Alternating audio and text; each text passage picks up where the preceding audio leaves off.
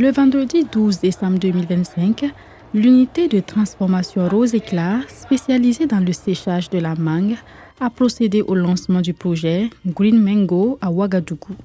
La cérémonie a été présidée par le ministre délégué, Dr Amadou Diko. Producteurs, partenaires et acteurs de la filière ont répondu présents pour découvrir cette nouvelle initiative dédiée au développement de la filière mangue au Burkina Faso. La filière mangue occupe en effet une place stratégique dans notre économie.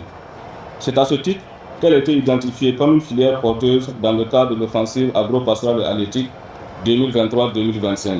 Et dans ce cadre, des actions majeures sont en cours, notamment le renouvellement progressif des vergers de manguiers, la mise à disposition gratuite de plantes greffées de qualité, la fourniture d'hydro-rétenteurs pour améliorer la résilience des vergers face aux aléas climatiques et l'accompagnement en produits phytosanitaires appropriés pour lutter efficacement contre la mouche des fruits, principal ennemi de la filière. Ces efforts structurants visent à améliorer durablement la productivité, la qualité et la compétitivité de la mangue burkinabé sur les marchés nationaux et internationaux. La filière mangue occupe une place essentielle dans l'économie agricole nationale, mais elle fait face à plusieurs défis, notamment la qualité de la production, la formation des acteurs et l'accès aux marchés internationaux. Le projet Green Mango vient apporter des réponses concrètes. Il prévoit l'amélioration des pratiques, le renforcement des capacités, la certification et l'ouverture de nouvelles opportunités commerciales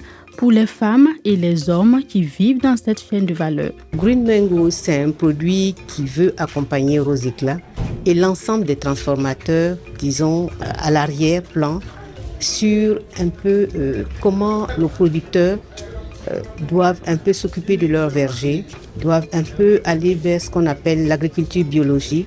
Le projet Green Mango nous accompagne donc dans la formation et dans la professionnalisation donc de nos producteurs, donc ceux qui nous fournissent la matière première pour la transformation. La transformation est occupée, j'allais dire, à plus de 90% par les femmes.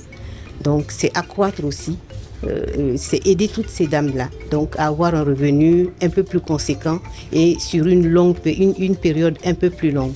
Ce projet donc rentre en droite ligne avec nos objectifs et nous avons accueilli vraiment avec beaucoup en tout cas de satisfaction et la venue de ce projet donc au Burkina Faso qui est financé par le Royaume de Danemark et nous avons une collaboration donc technique avec l'ensemble des acteurs de ce projet et donc dans la mise en œuvre de ce projet nous allons contribuer à ce que toutes les actions qui ont été déclinées dans le projet soient une réussite.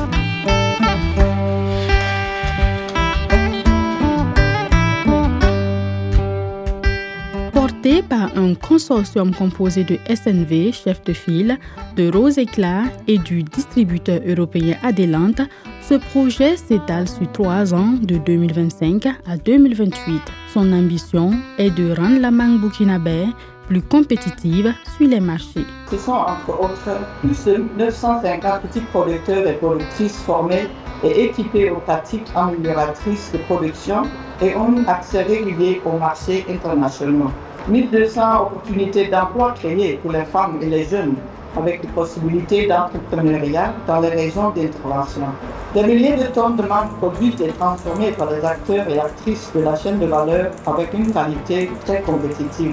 Augmentation aussi des volumes d'exportation de mangue séchée à travers l'implémentation d'une seconde unité de transformation par Rose Éclat. La cérémonie de lancement a été ponctuée par une visite guidée de l'usine permettant au ministre délégué d'apprécier les capacités de transformation de Rose Éclat. La signature du livre d'or par Dr Amadou Diko est venue sceller l'engagement du gouvernement à accompagner les initiatives qui contribuent au développement et à la valorisation des filières agroalimentaires du pays. Je tiens à vous rassurer de la pleine disponibilité du ministère en charge de l'agriculture pour accompagner efficacement les actions du projet tout au long de sa période d'implantation de 2025 à 2028 dans les régions du Kadiogo, du Tanoua, du Guirigo et du Nando.